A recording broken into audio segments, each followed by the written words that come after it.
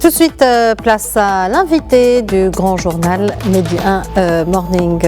L'année 2024 tire à sa fin. 2024 a été une année déterminante pour le Maroc, marquée par des événements qui ont eu un impact profond sur son économie et son développement. Retour sur les principales actualités économiques et les grands chantiers de développement de l'année. Pour cela, nous sommes en direct avec M. Ahmed Azerar, économiste. Bonjour M. Ahmed Azerar et merci d'avoir accepté notre invitation. Merci, bonjour, merci de m'avoir invité. Les meilleurs vœux, bien entendu. Merci également. Alors 2024, une année riche en événements sur le plan économique. Quels sont, selon vous, les événements majeurs qui ont marqué cette année, l'année qui s'achève? Écoutez, il y a énormément de choses positives qui ont jalonné l'année.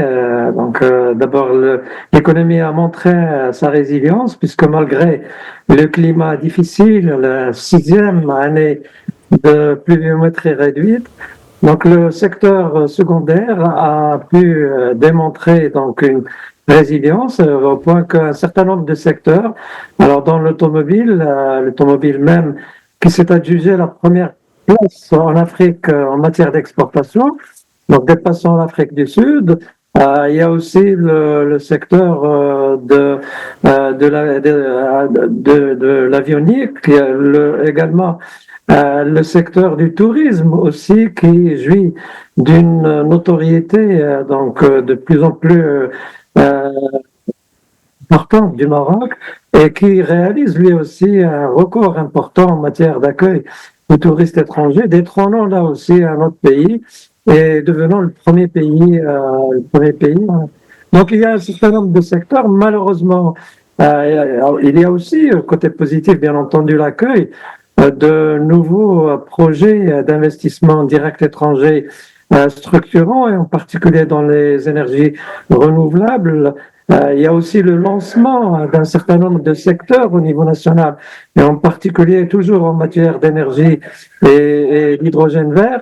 Donc ce sont des mutations structurelles en matière de production marocaine, bien entendu, pour contrebalancer le secteur primaire qui, malheureusement, reste lié dans sa forme actuelle au climat et qui est appelé à muter lui aussi. Donc l'agriculture, tant dans ses méthodes, mais également dans ses choix, tout en sauvegardant, bien entendu, dans la mesure du possible, l'exportation, est appelée à revoir naturellement sa manière de faire. C'est ce qu'on espère naturellement.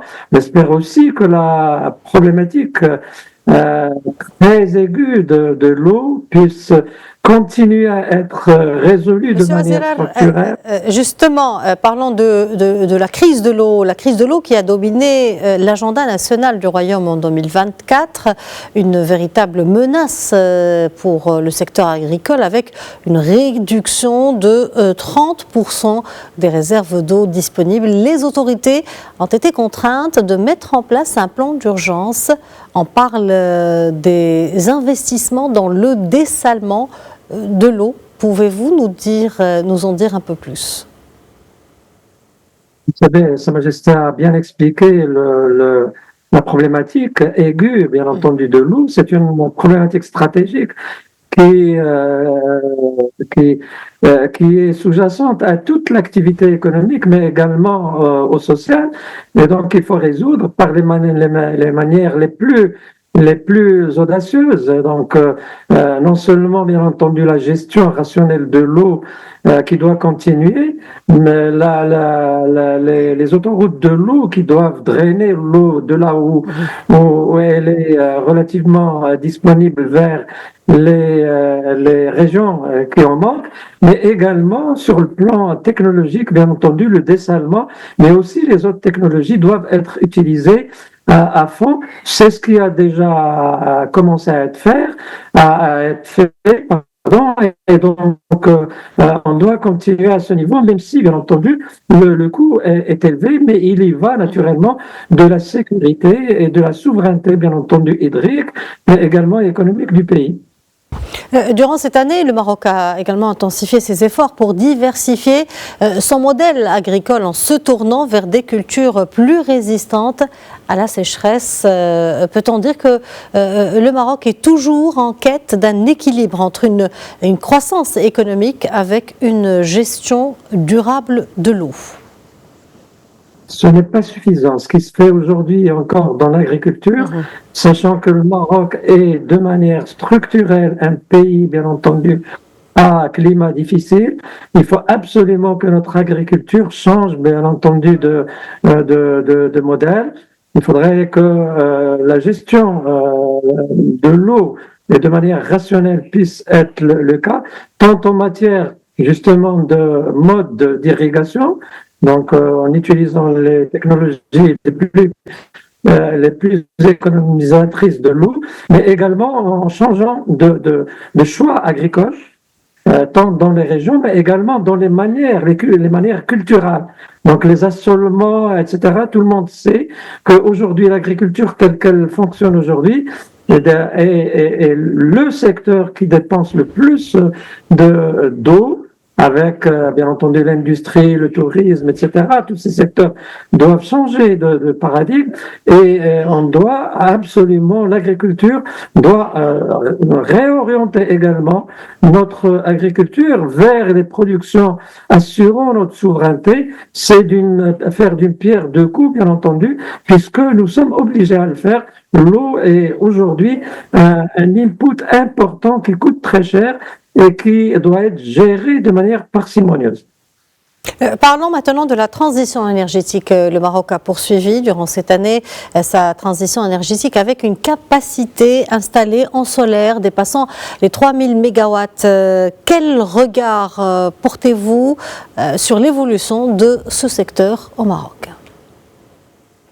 Oui, vous savez que dès 2026, donc nous sommes liés déjà à des accords de décarbonation. Il faudrait que notre industrie soit décarbonée, à commencer bien entendu par l'énergie. Le Maroc est pionnier, il fait un effort important et de longue date.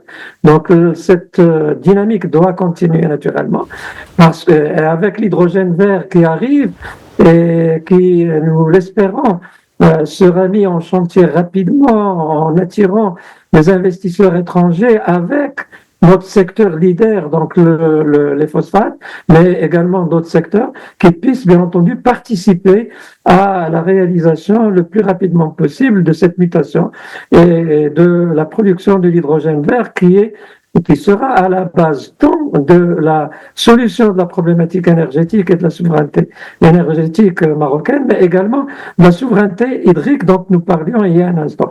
Donc c'est un secteur, donc l'énergie, les efforts doivent continuer et également la gouvernance, parce que là, nous avons eu quelques soucis dans les années précédentes, donc il faudrait que cette problématique soit, et je crois qu'avec la nouvelle orientation et les nouvelles nominations, donc nous sommes sur la bonne voie.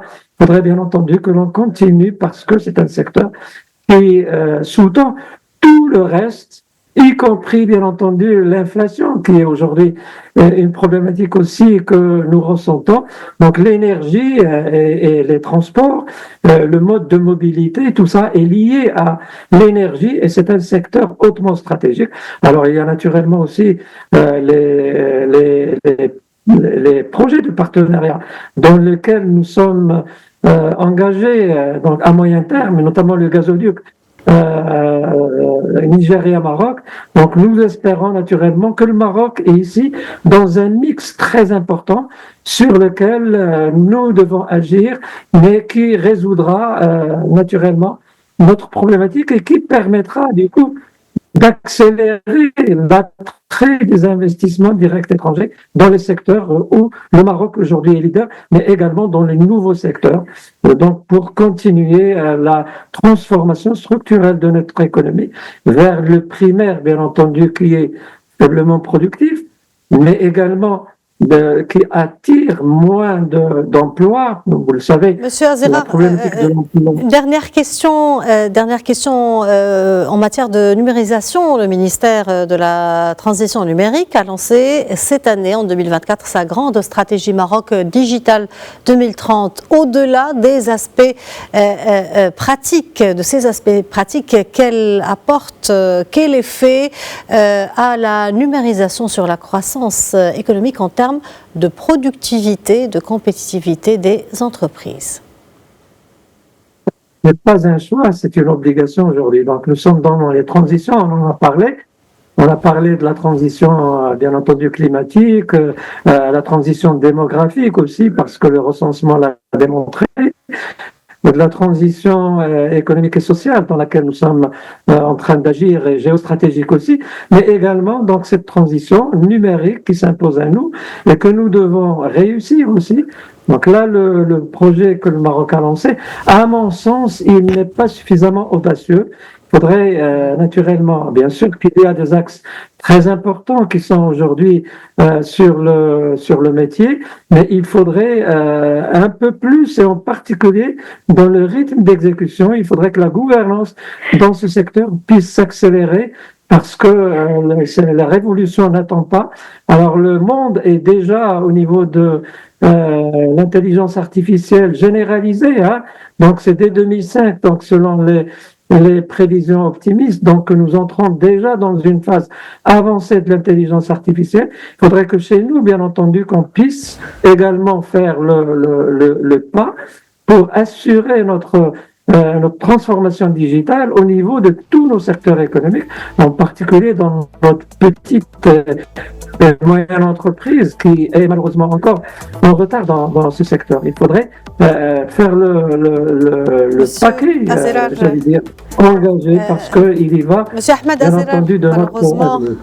Malheureusement, nous arrivons à la fin de notre rubrique. Je vous remercie, Monsieur Ahmed Azzera, d'avoir répondu à nos questions. Merci pour cet éclairage. Je rappelle que vous êtes économiste. Merci bien, merci et meilleurs vœux. Merci à vous également.